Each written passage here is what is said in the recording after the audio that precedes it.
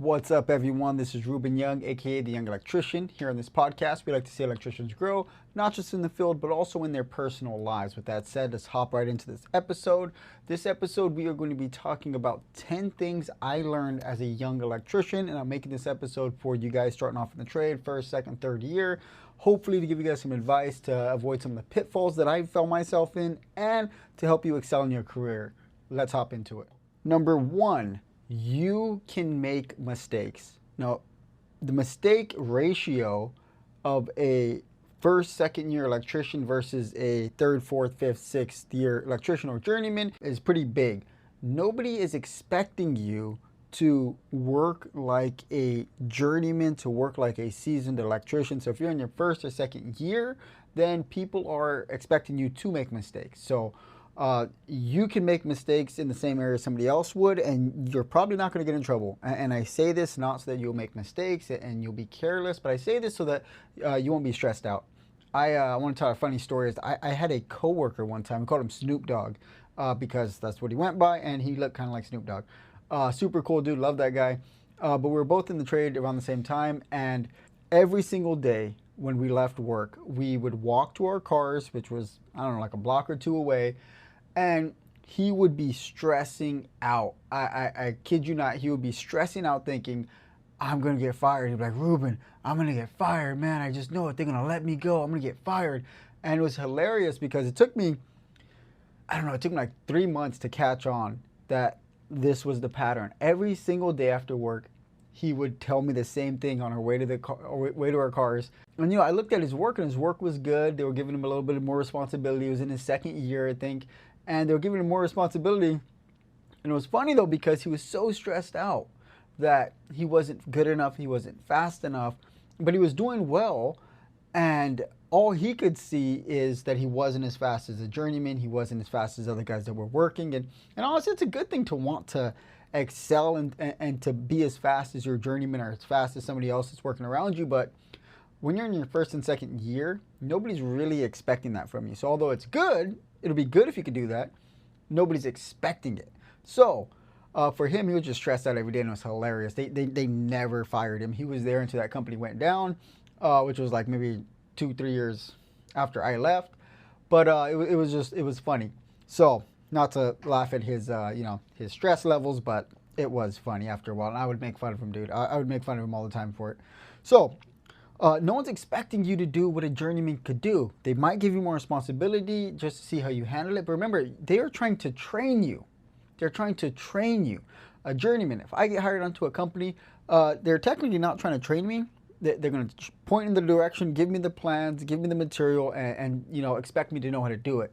But for you in your first or second year, they're not expecting you to know how to do anything. They're expecting you to come, show up, learn, grow, and try to catch on. So try not to be stressed out thinking you're going to get fired because you're not fast enough or something. Number two, ask questions. It's been said so many times, there are no stupid questions except the one you don't ask. And that's true.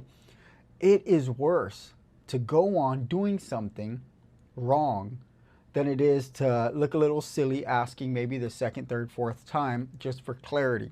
Because a lot of times, as journeymen, we think we're explaining something correctly because we're so used to terminology and it makes so much sense in our minds that when we're explaining it to you sometimes, and I notice that I do this, and I try to be really upfront with guys, like ask as many questions as you want because I think I'm explaining it well, but you might not be understanding exactly what I want you to do.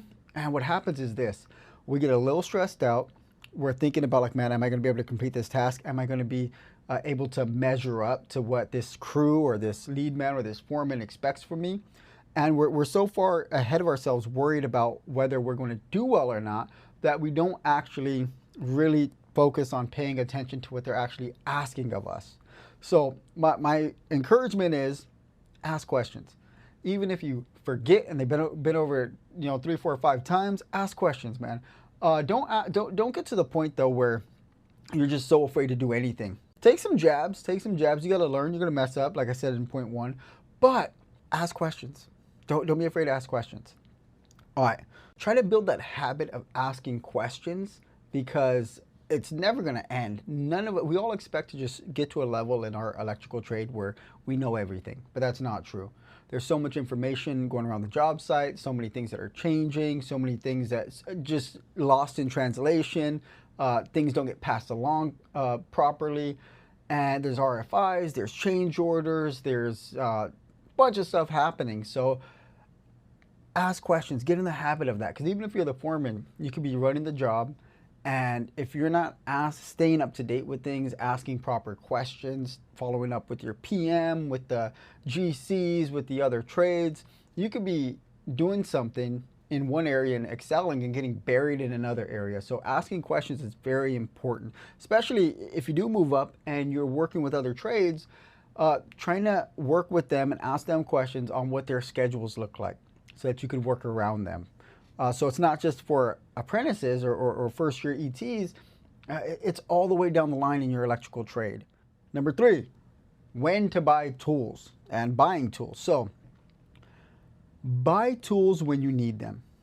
Unless you're one of those guys that you're just going to buy tools and you're kind of a shopaholic, then you do whatever you want because you're already doing it. You don't need this advice. But if you're a little more cautious and you don't want to, you got a ton of money to spend, my advice on when to buy tools is buy tools when you need them.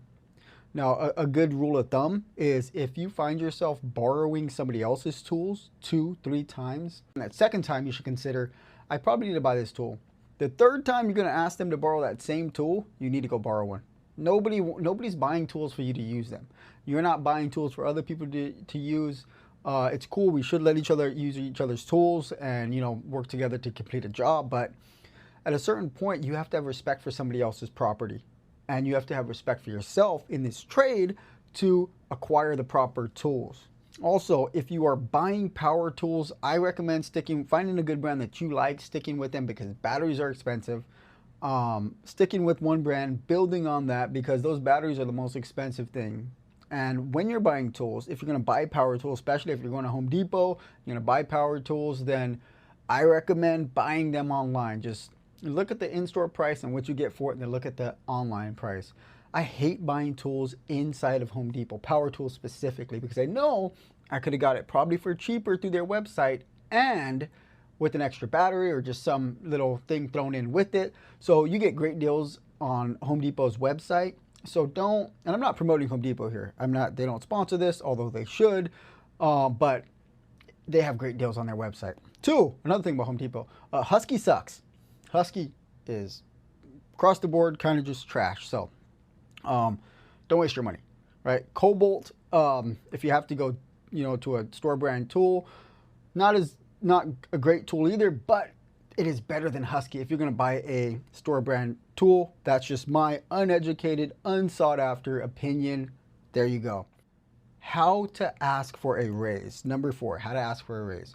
So the 2 times you should ask for a raise when you're coming into a company. 1 is 3 months in. So sometimes somebody will hire you and they'll offer you, especially if you're an ET or a journeyman, they'll hire you and they'll offer you a specific rate. And then 3 months later, after that little probation period's over, you could get an evaluation.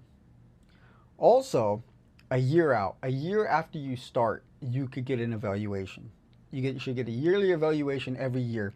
Now, you should, when you get this evaluation, ask for a little more money than you want. Do you want a $2 raise? Maybe ask for a $3 or $4 raise because they are going to try to lowball you. I remember one time I was working with a rather large company and I was making, I think I was making $20 an hour, right?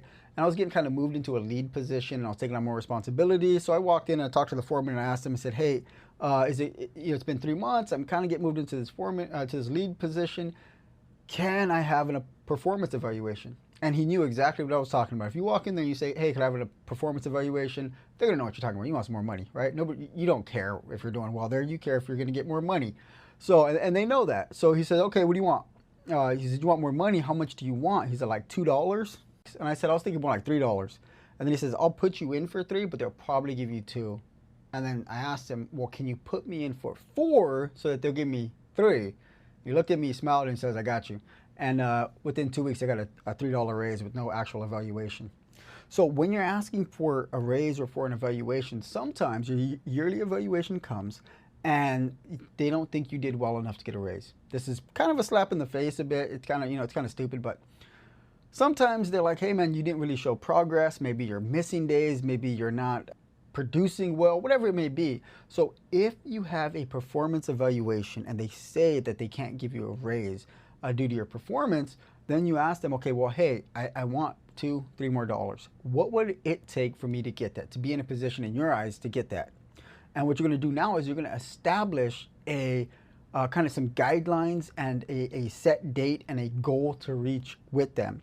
So let's say you've been missing days or something, and you say, okay, well, hey, give me a time frame for me to straighten this up, because I would like to be the kind of employee that is worth $2 or $3 more. So what you're doing is you're asking them essentially, what will it take for me to be worth that much money? And then they tell you, hey, you need to start showing up, you got to stop calling out. Or hey, you need to start being a team player, stop not wanting to work with people. Or you need to speed up, you need to pick up your pace, man. You're kind of sluggish, you're kind of being slow. And they're going to give you a goal to hit. And then you ask them, okay, so by what time frame can I have to hit this goal? 1 month, 2 months, 3 months? You don't want it to be a year out, but you want a close enough time frame to where it's not too far out, but far enough to where they could actually see some progress. Now, what's going to happen here is you're setting up a parameter for getting that raise, and you're kind of putting your boss in a position where if you hit those marks 9 out of 10 times, he's going to have to give you a raise. He's going to have to keep his word. So ask him, what do I need to improve in? 1. Number 2, how much time until we could have another performance evaluation to see if I've improved in these areas? And then number 3, if set amount of time goes by and I have hit the markers, will you give me this raise? Because what's going to happen 3 months down the line, now you're going to be able to come back and say, hey dude, did I step up in this area? And if you did, he's not going to lie about it. He's not going to be like, oh no, you didn't step up the way that I thought you were going to, and you're still kind of the same. If you actually made progress, unless this guy's just a lying dirtbag, and then in that case you need to look for another job. But you're actually putting them in a place where if you hit that marker, you're going to get that raise. So I always do that. If a year goes by and they don't want to give me a raise for some reason, which almost never happens, but if the times that has happened, I would have them give me markers and some clear guidelines and parameters to get that raise. And how do you ask for a raise? You just ask for a performance review, as I said before, because the performance review, they're going to know what you're asking for. Number 5, take care of how you look, how you present yourself. People are going to perceive you based off how you present yourself. So if you come to work looking sloppy, looking dirty, then people are that's going to reflect on you, and people are going to think, man, is his work sloppy? Is his work dirty? His tools aren't organized. It's a bad look. If you present yourself well put together, well taken care of, you don't come in with your crazy hair, or which I do. I don't know what to do with this thing sometimes. So when I take my hard hat off, it's everywhere. But you need to try to not wear stained clothes. You need to try to update your wardrobe for your work attire somewhat frequently, because you don't want to look like a bum. If you look like you take pride in yourself, you take pride in your work, then more advancement, more respect, more responsibility are going to come your way. I remember when I was in my second year, I was a little cocky, right? I think we all are as electricians, but I remember when I was in my second year and people would come to the job site looking for the lead man, foreman, journeyman, whatever, and they would think I was the lead man or the journeyman because of my, confidence, I would say. I won't say my cockiness, but because my confidence in the way I kept myself and take care of myself and spoke to people, they thought I was a journeyman. I was like, dude, I'm not even, I don't even have the hours to be a journeyman yet. But people would mistake me for the journeyman because of the way I presented myself, because of my confidence. So that's really important. 6, education. Educate yourself. If you're in your first year, second year, whatever, if you're going to school, try to pay attention to the things that they're teaching you. Try to really go to learn. Just like on the job site, when you go to the job site, you should go to learn and to grow and to try and be a great electrician and a great part of a company. When you're taking classes, you need to try and learn as much as you can. I know what you're thinking. I'm going to forget all this stuff. True. but it's going to be way easier. It's like riding a bike, right? They say you can never forget how to ride a bike, right? So you might not be as good later on when you come back to this material, but it's going to be easier to pick up later. And two, if you're learning the NEC, that is something you can take with you your entire career.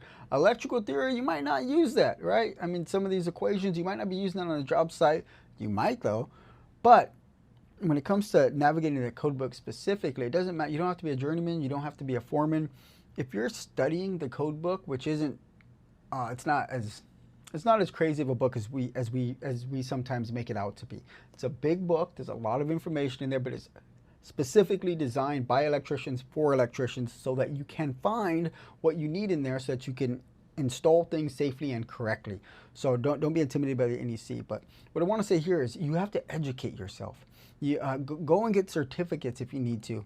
Go and take NEC classes. Get a prep book just to learn how to navigate the NEC, because that information, whether you're going to hear people on the job site say it, oh, you're never going to use that stuff. You are going to use it. You use it every day, right? You use it every day. But what some people do is they wait for somebody to hand them that information because they don't know how to find it themselves.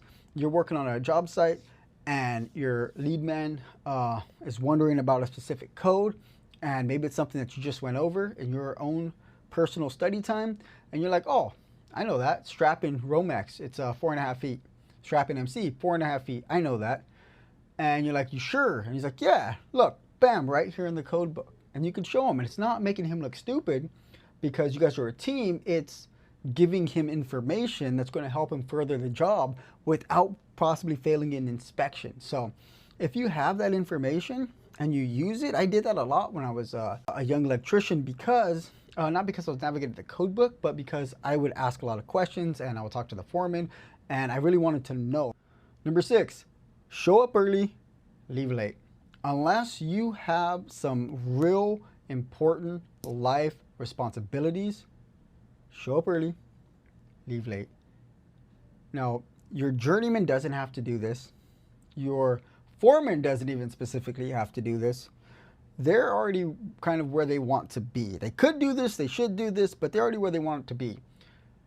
It is good for you who are in your first, second, third, fourth year. Show up early. Show up wanting to learn. You're probably young.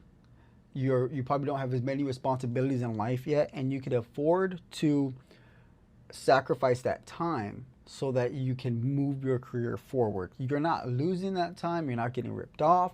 You are spending that time to move your career forward. Hope that makes sense to you guys. So show up early, get your tools out, get ready, and then at the end of the day, once you clean up, ask your foreman, hey, is there anything else I could do? Anything else I could help you with? Most of the time, he's gonna say, no, dude, you're off the clock now, bounce. But some of the time, he might be like, hey, yeah, help me out with this.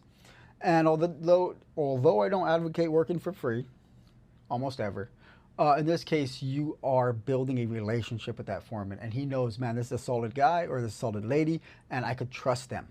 I could trust them because they're responsible, they care about the job site, and they helped me out. Number 8, I don't actually know where I'm at. I think it's number 8. Be the first to volunteer. I've seen this throughout my career. Nobody wants to do specific jobs. Nobody wants to dig.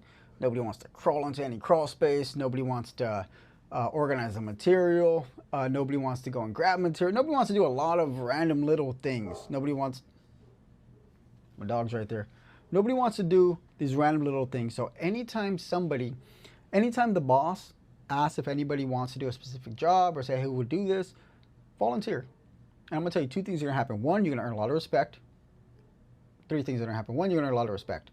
2, you're going to learn a lot, because everybody passing those jobs up because they don't seem fun or don't seem like something you want to do, they're missing out on the knowledge of how to do that. You're going to learn so much by participating and volunteering for those specific things. And 3, nobody wants to give the bad jobs to people they like and people they respect. So what you're going to do is you're going to move yourself off that grunt work list because you're a go-getter. And they're going to be like, man, when a task comes up that nobody wants to do, nobody's going to volunteer you. Nobody's like, hey, let Sam do it, or let Vanessa do it, right? They're going to pick out the person who's not a go-getter. They're going to pick out the person who's not, specifically making themselves available to do these things and not being a team player. Basically, we want to give the grunt work to the person that we don't really like. That's just the reality of it. If somebody's not helping to move this thing forward, then yeah, that's who we're going to pass the work that's not fun too. That's just the reality of it. Nobody wants to give bad work to good employees. I think this is 8 or 9. If you want to do a specific task and learn about it, ask. Let's say you're handling material. This happens a lot. And you're like, I want to know how to rope, or I want to know how to bend conduit. You know, maybe you learn a little bit in school. Maybe one of the guys on the job site taught you a little bit. Ask your boss, ask your lead man, ask your boss, or ask your lead man. And what's going to happen is when time opens up, they will give you that opportunity to do it. But if they don't know you want to do it, then they're going to pass it on to whoever else. So you have to make it known, hey, I'm interested in conduit bending, and the squeaky wheel gets the oil. So maybe you have to ask a few times and look for those opportunities. Also, it's easy to get stuck doing one thing. If you've been doing material for a year, which I really hope you haven't, some of you have, you need to tell your boss, hey, I need to move from here because, you know, my 4 years are going to go by and I'm not going to know anything but material. Right? This is for your career. This is for your education. I knew a guy once. He was a journeyman, really cool journeyman. But he told me for the first 3 years, so when he was in his 4th year, something changed. For his first 3 years, he did trim. He installed lights, he's installed receptacles and switches and blah, blah, blah. And in his 4th year, they called him down to the basement of an apartment complex to run some conduit. And they said, bring your tools. And he had this cute little pouch for trim with his little spinny Phillips or spinny little flathead screwdriver. I don't know if you guys seen those. It was really cool. Highly recommend them. His cute little, 10 or 12 volt drill. And they're like, where are your tools at? He says, these are my tools. And they're like, what the heck? Why do you only have these tools? Like, how'd you make it this far with only those tools? And he says, I've been doing trim for 3 years. And, he learned a valuable lesson there. He didn't know how to do anything but trim. He couldn't, run conduit. He didn't know anything about underground. He didn't run PVC. He didn't know anything about installing, like condensing units or switch gear, any of those things. He didn't learn them because he was stuck. His company doesn't care. His company's making money. He was stuck trimming out for 3 years. So don't let yourself get stuck. If you want to do something else, if you feel like you've been in the same area for a year or more and you're like, man, I'm not really learning anything anywhere else, ask. Okay, lastly, this should be number 9, number 10. I have no clue. I lost track. Don't move up too quickly. Or I should say, don't be in a rush to move up too quickly. I don't mean in pay. Move up in pay as much as you can. I mean in responsibility. Because what happens is you start to learn a specific thing. Maybe you're running conduit, and then all you're doing is running conduit. And it's not a bad thing. You can make a great career off running conduit. If you become in charge of that, and now people are under you, people will move people up quickly if you do well. If you show up and you do well and you participate and you ask questions and you listen. But the negative part of this is that you end up becoming the smartest person in your area. And then that stunts you because you're no longer growing.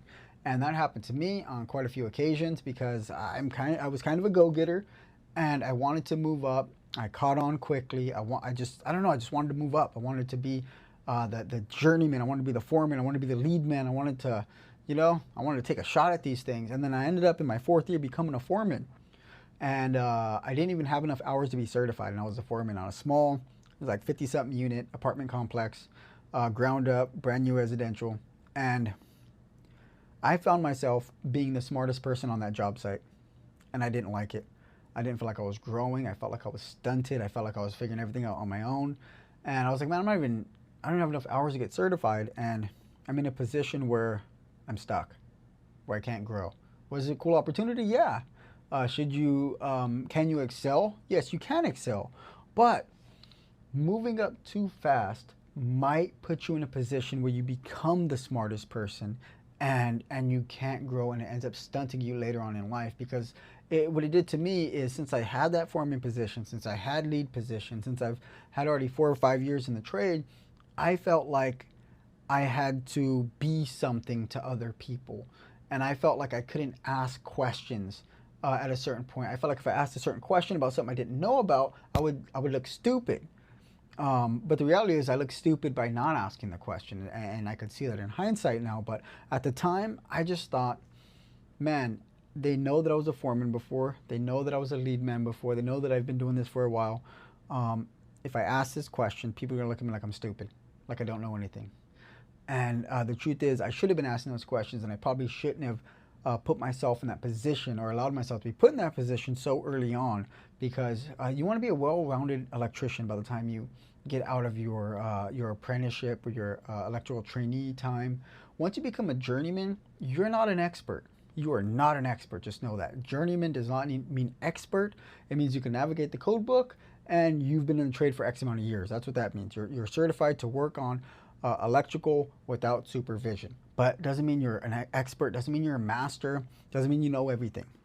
So when you get to that point of being a journeyman, you want a well-rounded experience. You don't want to have just done one thing or two things. It doesn't mean like you need to know commercial and residential and industrial. You can learn those things later. But if whatever sphere you are in, if it's service, if it's industrial, if it's residential, commercial, whatever you're doing, you want a well-rounded understanding of that area. So if you're doing residential, man, don't get stuck just roping units. Don't get stuck just trimming out. Don't get stuck doing underground.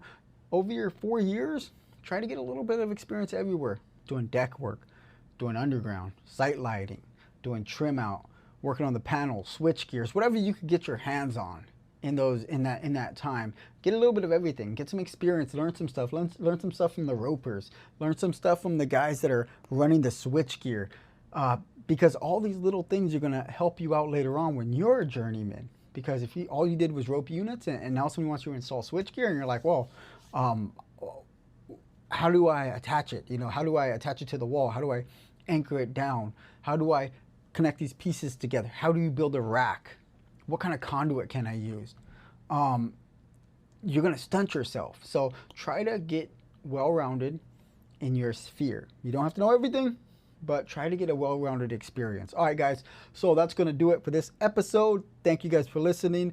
If you're interested, I'm doing a Journeyman Prep study group. It's not a prep course. We're going through a book together, and I'm showing people how to navigate the NEC, how to establish study habits, and kind of just walking side by side with a couple of guys to show them that it's possible. The NEC is not that big. Studying doesn't have to be that complicated, and getting certified isn't impossible. So just email me at theyoungelectricianpod@gmail.com, theyoungelectricianpod@gmail.com, or now you can go to our new website, www.theyoungelectrician.com, and you can just sign up for it. I have a little area for courses, and I have the NEC course, and I have the math course, which is one that I'm putting together hopefully for the next month or two. I'm not sure when it's going to launch, but I'm putting that together as we speak. So hope you guys learned something. If you guys have any questions or want me to cover any specific topic, then just email me at theyoungelectricianpod@gmail.com, and I will get back to you guys. All right, peace.